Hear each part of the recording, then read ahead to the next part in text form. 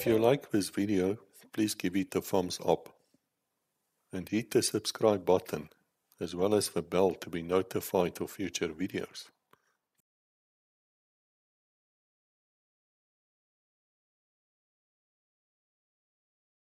Hallo internet, ek moet vir julle sê, ons is vandag besonder bevoorreg, ons is hier by generaal Borman se plek en ons het party mense hier wat julle ook sal ken, SW vir hy is hier langs my.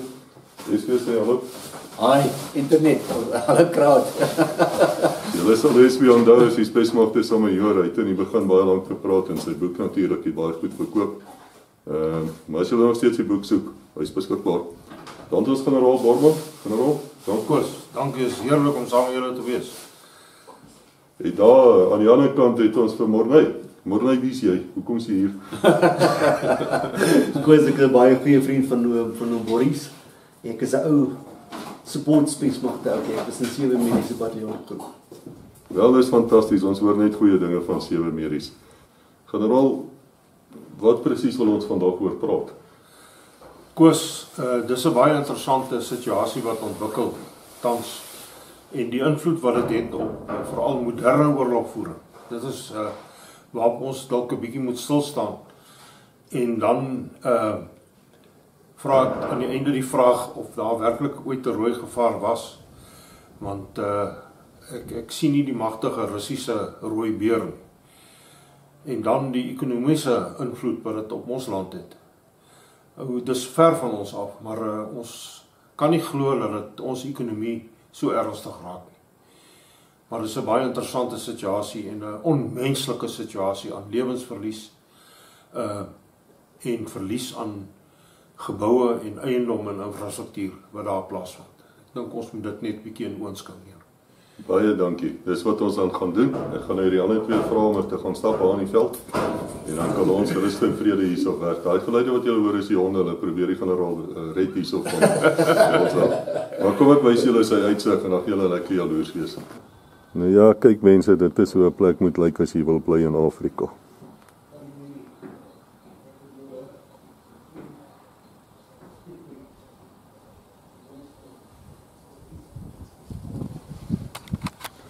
Because I think this morning we must discuss the influence of the war in Ukraine. And it's day 86 of this war, or the invasion into Ukraine from Russia. If you look at the historical situation, Ukraine used to be part of the United States, not United States, the USSR, till 1989. When Ukraine got its independence. And it was in the period of the Cold War. Kiev used to be the capital in the olden days of Russia and not Moscow. So therefore there's a significant influence on the cultural situation between Russia and Kiev. And it is very difficult to say, but I think one of Putin's ideas is to incorporate again all the countries around him. First of all, to again form the USSR, but secondly, is to form a shield between him and NATO. The southern border of USSR, of course, will then be broadened. And to the east as well, but to the west we have Poland and we have Finland and then Romania in that area. Interesting, if you look at the Russian language, and this is just coming back to South Africa, there are 200 words in the Russian language that's the same as in Afrikaans. I found this out through a friend of mine that used to work for Pravda. And the reason being, it is part of the Germanic influence that we find in Russia. Let us carry on. The eastern part of Ukraine is positive and pro-Russian and the western part not so positive towards Russia. But I think there's a united feeling in the Ukraine now against Russia after the invasion. And we have the two presidents. The one is a people's president, an ex-comedian, can you believe it? And he became president, and we are sitting with Putin, who's a staunch Stalinist, as well as a honorary member of the KGB, and a man who believes in Russia and the expansion of Russia to get it back into the glory days of the USSR. If you look at the geography of the area, and if you look at the map, you can see that to the east is the Black Sea. Now the Black Sea is not frozen in wintertime, but now wintertime is passing and they're moving into autumn in that area, so it doesn't play that specific role of an iced area. But the Navy also plays an important role in this situation. We can see this, and a lot of people say that the Cold War is finished, but it's not finished. This is the apex of the Cold War that we see there. It's actually the East, or so-called Russia, against NATO and the Western forces. And NATO plays a very important role, as we will see later. South Africa's stance on the invasion of Russia into Ukraine is very much like one's relation with a mother-in-law who's got a lot of money and you can inherit it. South Africa hasn't got our policy is not one loaded with a moral compass, and it's a very neutral to supporting actually Russia in this situation due to previous ties and I think possible promises that's made. So in South Africa, I think the majority of the people feel sorry for the Ukrainians, but the official policy is not supported in this case. A further thing that I found by studying to the situation in Ukraine is there's so much propaganda and lies. Every newscast that you look and listen to, you must put it through a filter of propaganda. It really is a problem that we have. We have a severe problem with propaganda. Interesting. We know all the casualties on the Russian side, but very little casualties on the Ukrainian side. Then the clips that we see, especially of this destroying of tanks and armored personnel carriers and vehicles, is mostly computerized. It's computer clips. It's not the real clip that you see from the drones, whatever the case is. Further interesting situation around the Kiev situation is that the southern part is the Crimean Peninsula. Russia has taken that in consideration, and I think they want to get that part as well into the arms of the USSR again. Interesting enough, the first trench war was about 2 centuries ago in the Crimean War, and we thought that at Marsfontein it's the first time that trenches were used in warfare. The Crimean War, it was used first. This is just a small anecdote in that area. If we look at the character of Putin and again use the filter of propaganda, they say he's got cancer. He's got abdominal pain and that he underwent surgery to relieve fluids out of his body from that area. They say he's a madman.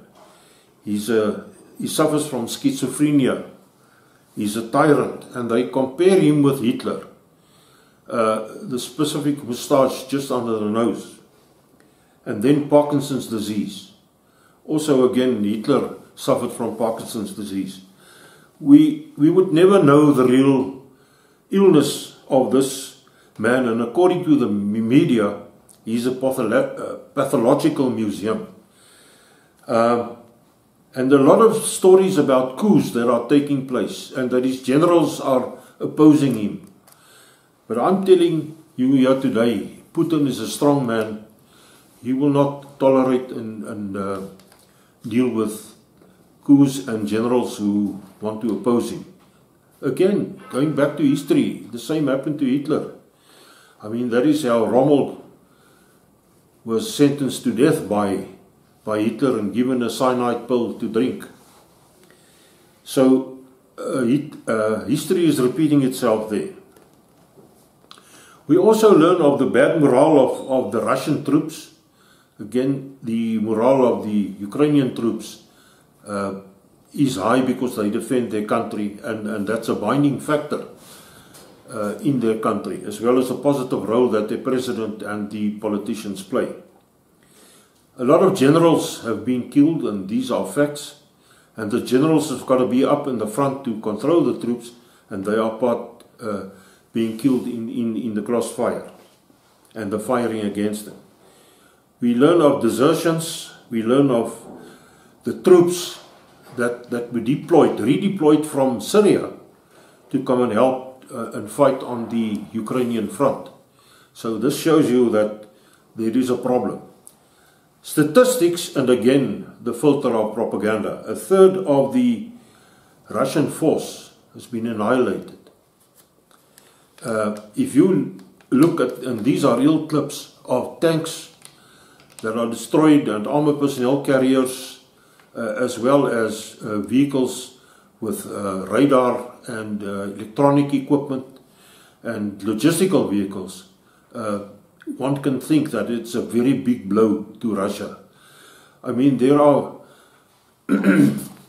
more broken tanks or shot up tanks that you find in Ukraine as we will ever have in the whole of Africa.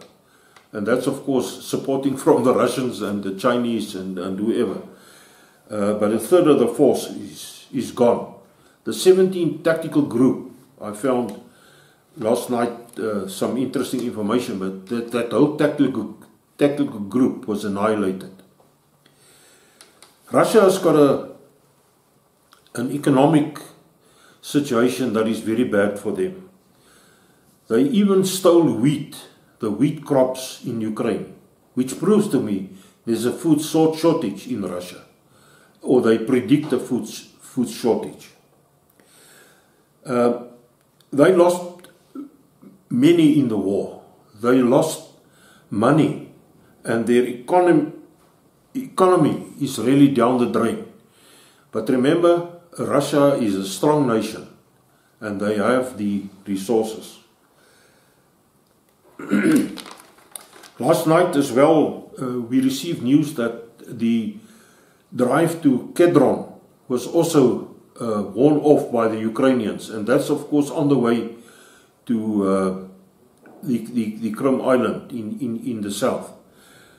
We all know about the situation in Mariupol, where the soldiers in the steel factory had to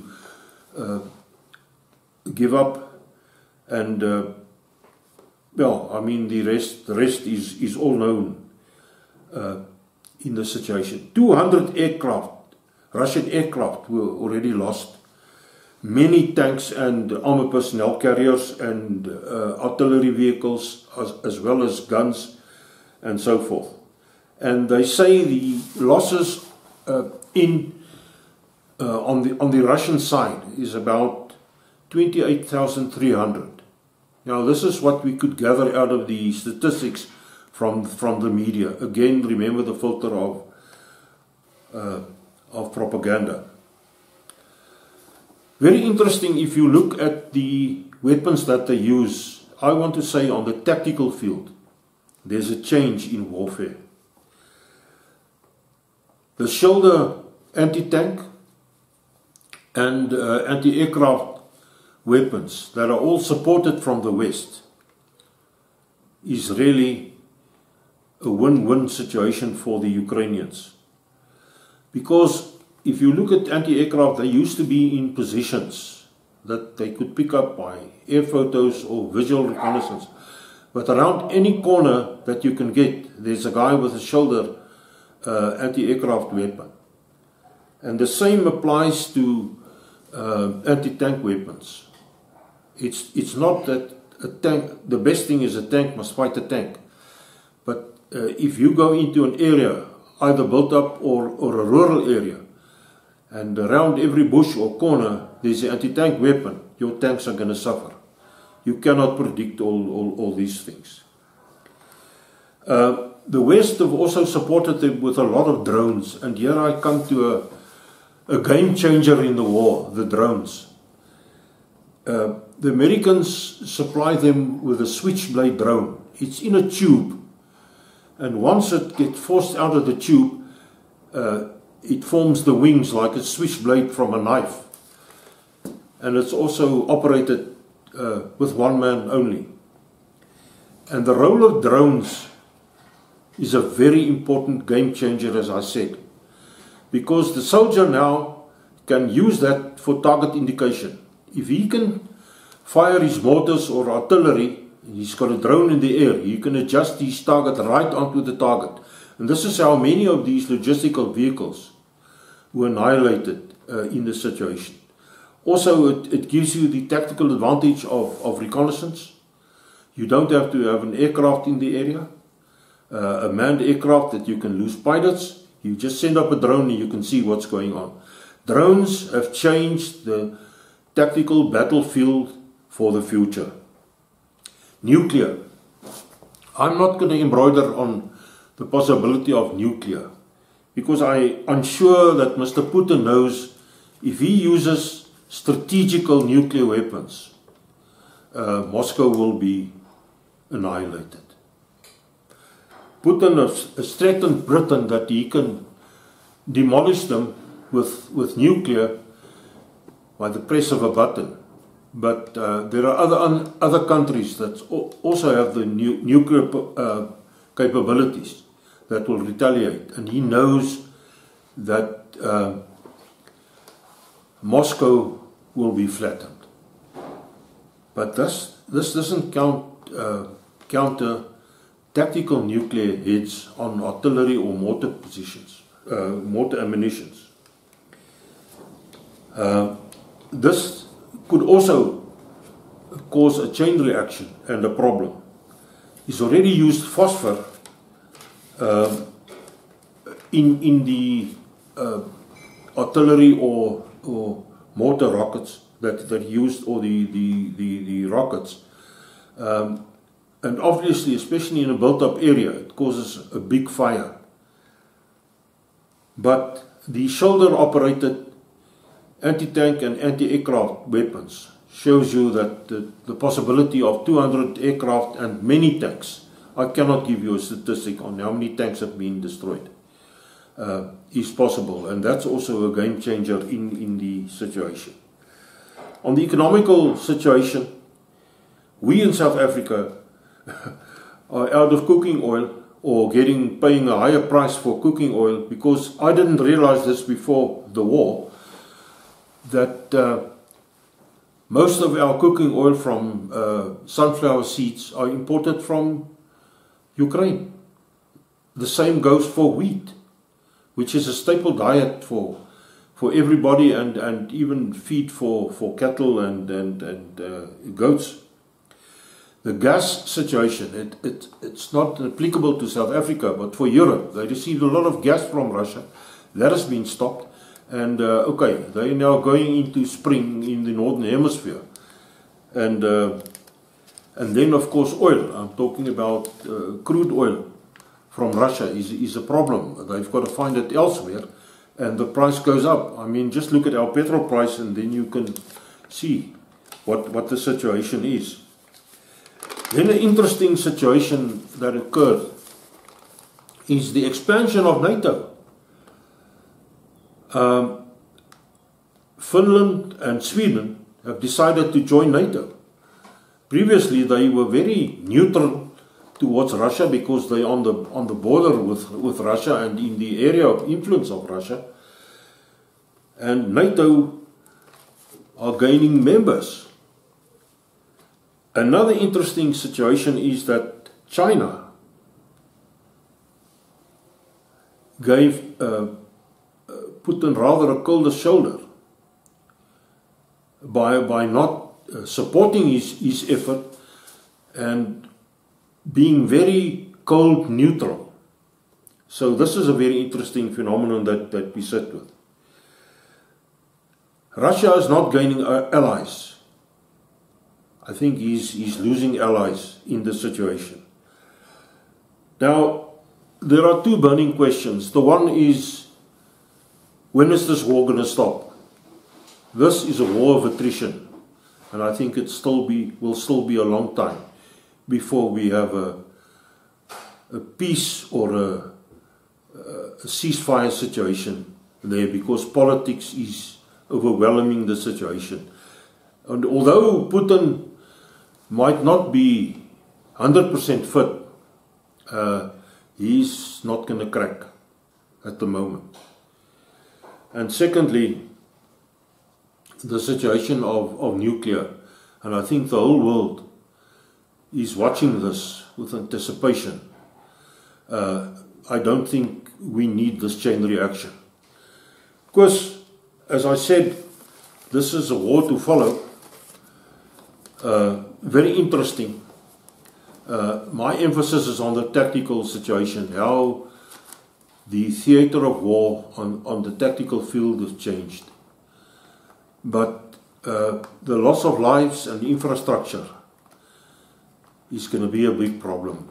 Already the West is pumping in a situation that they can solve to help with the infrastructure and to rebuild and first of all to support them with weapons. Another interesting phenomenon is mercenaries. There's a lot of mercenaries in that area operating on the Ukrainian side.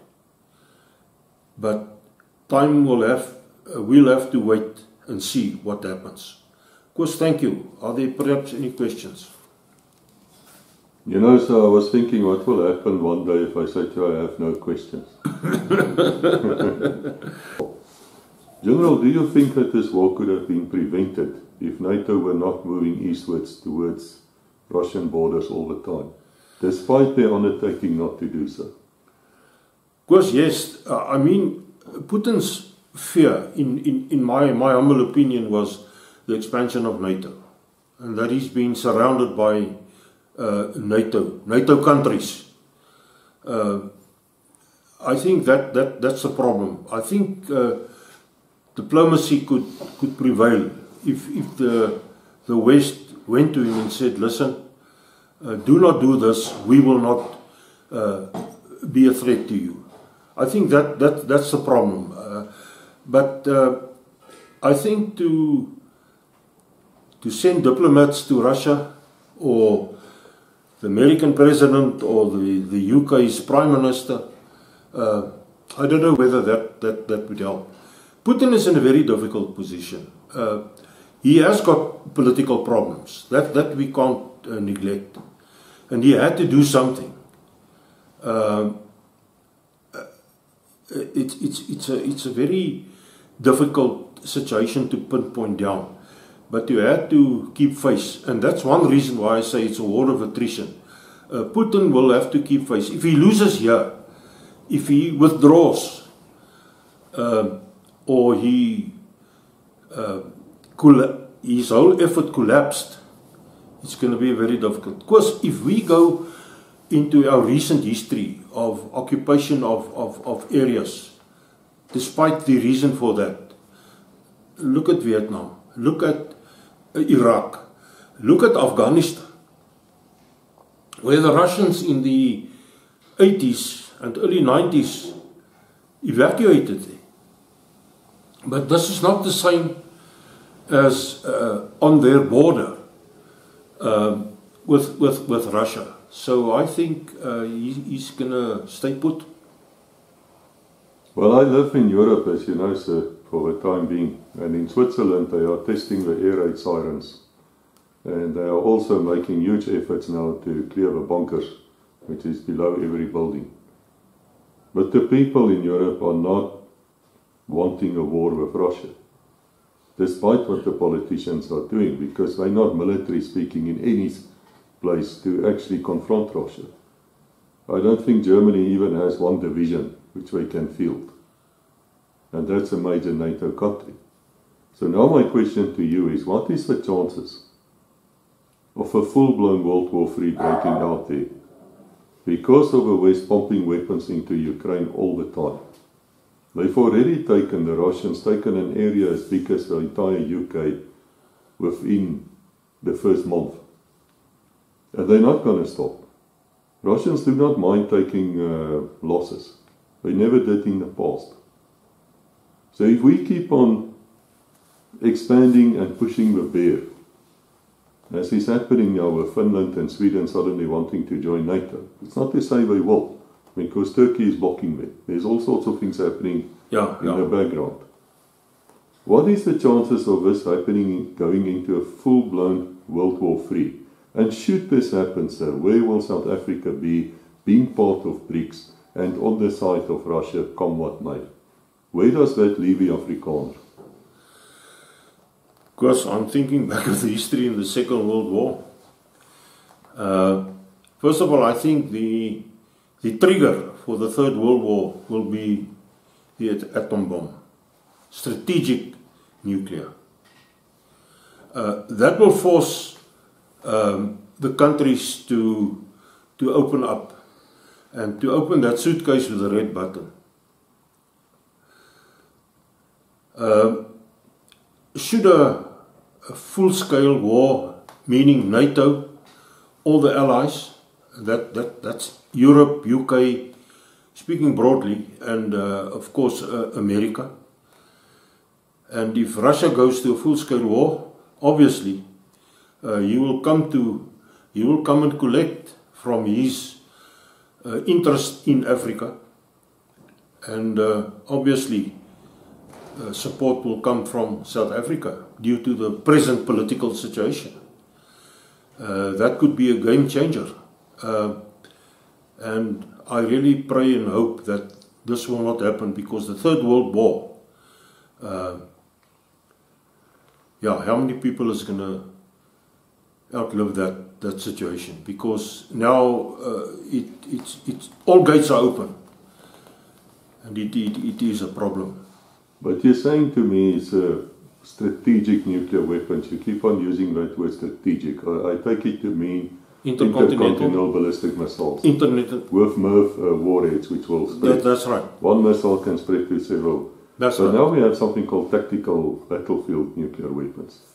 There's only one country in the world who has not signed or indicated that they will not use nuclear weapons first, and that's the USA. The rest of the nuclear-armed countries all said they will never use it first. And Putin, be what he might, a former KGB colonel and head of the KGB, he's a strong man. Very strong. But he did say, if you release even a tactical nuclear weapon on Russian soil, or where Russians' interests are, and that is expanding it dramatically, he will not bother with a tactical nuclear strike. He will go out full-blown ICBM. It will be the end of the world. In fact, I studied this and I found out that should that happen, the unthinkable, 70% of the sun will be blocked in the northern hemisphere, and it's a reverse in the southern one. There will be 30% only blocked of the sun. You'll still have 70% sunlight. But that will lead to mass starvation, death. It's the end of the planet. That's how close we are. So my question is, should these politicians not then rather step back and let the fight continue there between Russia and Ukraine, because you're not going to save Ukraine anyway, unless you are willing to commit at least 1 million men, big armies, European armies, and take the fight all the way. You're not going to save Ukraine. And the sanctions does not seem to really hurt Russia. It's just carrying on. No, it doesn't. So where are we now? Should we not say step back? I mean, the one thing I like about the South African military people is they're very reluctant people. They don't really want to pick up a firearm. They don't want to take up their rifle unless there's a good reason. And I'm not sure that the West are actually now acting responsibly. Of course, I fully agree there. I think that if America, and Britain and France, Germany, if they go to Putin and say, listen, let's draw up rules of engagement and let's draw lines. You want this. Ukraine is not part of NATO at the moment. That's your biggest fear. Let's stop this war. You and Zelensky get together. You sort out this thing, but stop the war and killing of innocent people, because it's the local population that gets hurt. Soldiers are protected.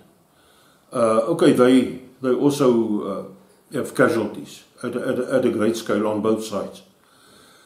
But I think the political solution here, as you stepped it out, is the only solution that we have. But it's got to be a NATO as a collective entity, and they must speak to Russia.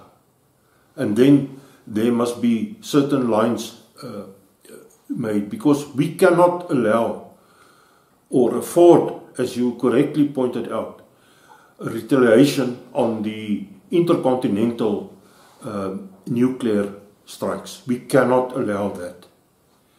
There's a fascinating thing which I've heard the other day. If you ask Siri, or whatever the stupid thing is, this female voice which you ask the internet, when will World War III start? Now, I don't know if it's like that anymore, but I've heard it with my own ears. It says it will start next year, 2023, when Russia invades Germany. And if that's going to happen, I can tell you we're in serious problems. Deep trouble. Because that will be a war like no other war ever before. So thank you, sir. Thank you for your time here. As luck have it, we've got Mornay, and Mornay can now come and tell us about Ukraine. Thank you. Because, well, the internet, as luck have it, Mornay, Rousseau, he says you say it in the French way, Rousseau, or something like that. Don't ask me, ask my wife, or the general, he speaks French as well. He was in 7 Met. Now just tell us about 7 Met quickly. Alright, 7 Met was a support unit to Special Forces and to the Task Force and to the intelligence people. We were there just to support the Special Forces group. So we were there, we were trained, not with them, but by them, to support them in every way we can. And sometimes they were that we're sitting in the background, in the back alleys, and then they do the operation, and we were there just to support them. And that's my background. Yes, they're superb medics. I mean, I think Esther spoke about them many times, all the Special Forces. Thank you to all your guys as well. No worries. But you were actually in Ukraine. You know Ukraine somewhat. Tell us about Ukraine. I was fortunate enough to be there in the 2020s, 21s. I was working for a group called OSCE, which is very similar to the normal NATO, not UN, looking at the problem between Russia and Ukraine. I first have to say that the Ukraine is the most beautiful country I've seen. The most beautiful people. They're very, very friendly people and willing to help you and to serve you. And the pictures I've got is tremendous. If you see that, you'll be surprised how the Russia has influence in the Kiev area. Not Kiev itself, in Donetsk, in Luhansk. If you see what the people went through, it's unbelievable. Shot to pieces. And they want to be Russians. If you think about the Donetsk, Luhansk area, even Mariupol, they want to be Russian. And there's a big war between the Eastern Front and Kiev people. Interesting what they went through. Very interesting what they went through. So those are what we know as the breakaway republics. They're the ones who said after the 2014 coup d'etat, which took place in Kiev. And that is a very important thing in law. Because normally where a government is overthrown by a coup d'etat, it's Yeah. not recognized afterwards. So now I have my human rights lawyer hat on. So it means to me that this Zelensky government is actually an illegal government, strictly speaking, in the eyes of the law. They're not treated illegally because that coup was done by the CIA. Those are facts. If you don't know about it, then please contact me. I will give you all the information you need. So what you're talking about is there was a clash between Ukrainian forces and these breakaway republics who are Russian, they want to speak Russian, they don't want to be part of Ukraine. And that is what actually caused this invasion. Yes. Because the Russians are saying something else. The Russians are saying there was an invasion, a massive invasion against the Minsk Accords, which Ukraine actually signed and never implemented, to invade and overrun these republics. And that is why Russia said they had to intervene. Now they have a point too in international law, but I'm sure the courts will sort it out later. There's always two sides. But tell me about Ukraine as people, because you know, sadly so that the most of the things we know about Ukraine is the women. They're quite beautiful and they are right across the world and they marry rich Americans. Things like that. That's all we know. So we know actually nothing. But you've been there. Tell me about Ukraine. Tell me about them. Chris, I'm going to say this thing, that just something out of a different side of things is that the OSCE, they get given this, what they call a B6, which is an armored vehicle that can stand up to certain things. But the poor people is put in a wrong way of thinking. If you look at the B6, and is where you can help me here, is weer armored vehicle B6 can stop up to a 762 by 51. Yes, it stops the NATO round, the R1 round. R1, a 308 round. Yes. They say that is the heaven, that is the best thing to go to. But they forget that the Russians are fighting against them. What do they use? A PKM, which is a 762 54R. 54R, yeah. It's the old video 6. So that is the Russian weapon. And I want to say the Luhansk and Donetsk area, they get firearms from the Russians. And they think this B6 is going to help them. It's not. If you think of a plastic explosive, how quick do they go? A minimum of 3,000 feet per second, correct? Yeah. Is that going to stop it? No. So they've been put in a wrong place to say this is the heaven, this is the beautiful, this is what can help you. And it's not. To get back to your question, the Luhansk and Donetsk people are the most friendliest people I've ever seen. I've been working at this stage about 29 countries, just war-torn countries. And if you look at the war-torn countries and you take the Donetsk, Luhansk area, which is also a war-torn country, the most friendliest, beautiful people I've ever seen. I'll give you some photos that you can put it up and show the people how fantastic they are. Not just outside, but inside as well. We don't look at the inside thing. And I think that is the way you've been treated, the way they love you, and they do love you. They are very rich in their religion, extremely religious people, and that's what they're holding on. That's what they're holding on, and believe in God that's going to save them and help them. So, to be honest with you, not a good thing, but I sort of sway towards that area, the west of the eastern area people. I understand them. I've learned a lot about their struggle, and yeah, I really feel sorry for the people. So, in your opinion, you would be grateful if this war comes to an end? I do, because the people don't need it. If you look at the photos, you'll see suddenly from 2014 when it started, bad. It's one of the most, I'm going to say this is even worse than if we look at Angola. If you see the things that happen in Donetsk, the unbelievable struggles that community is going through, the amount of gunshots and explosions that happened there, and you can look at some of the photos about what they went through. If you look at I didn't show any dead people, but if you look at the houses, what's happening about one of the big things that happened is the airport, how they shot that to absolute smithereens.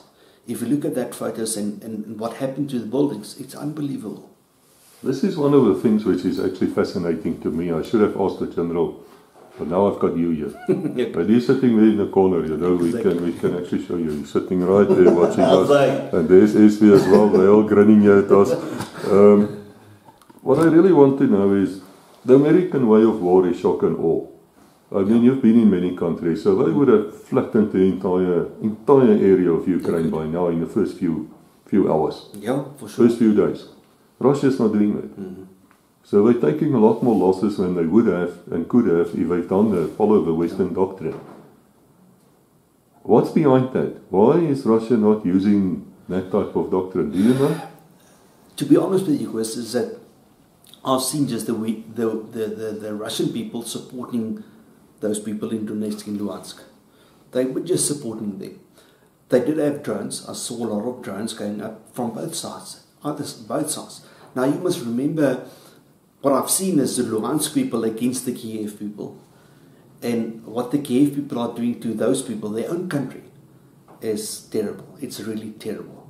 And what I was talking, the photo that I have with all the gunshots and explosions, what happened there? That was the Kiev people against the Donetsk people. It's rude. It's really rude. That I've looked at the area from Luhansk all the way down to Mariupol. It doesn't change. The photos don't change. So what the government is doing to their own people, which is the Russians, we know that they are Russians, it's bad. You don't do that to your own people. Okay, I've heard you and SWFRE talking about religion, Christianity. And I can say with all of us just sitting here, all of us, all four, we are deeply religious people. We might have some differences in when the Sabbath is and when not. You people know how I am. Yes. Can you tell me, you were talking about the Father and Son thing. Tell me about that quickly. All right, if we look at, I want to say South Africa, I don't want to add things bad, but post-94, service has been stopped. National service has stopped. National military service has stopped. And we say that our kids is not growing up properly. Why? Because they don't do military service. But the bad thing is we just look at kids the whole time. But what about the fathers, the young fathers today? They don't know how to look after their sons because there was no military service. Past 94, it's disappeared. And we need to go a bit further to say, well, we need to enhance the living ways of a father and the son. We need to change the mindset. And in Afrikaans we say basically die takkie terwyl hy groen is. Bend the tree while it's still green. But where do we start? We need to go all the way back to every single type of people, the young fathers. Well, I say young, it's not maybe young today, but we need to change their minds. We need to change the father's mind, and we need to change the little kids' minds. Okay, I can agree with that. Thank you. You were not supposed to be in this video, actually. You see me just in the corner here. Yes, he's hiding away there like always. But tell me, Esvia, are you still chasing that dream of yours to work with the children? Yes, to give you feedback after all the book shows I had all over the country, mostly in the Cape province, I had a lot of support with that. It's a lot of the older guys that came to me and said, my grandchildren will be the first that's going to attend your camps. And even I was offered 3 farms in total. I'm not going to mention the names now. One is there in the southern part of Namibia, that's Henny. We spoke to Henny yesterday.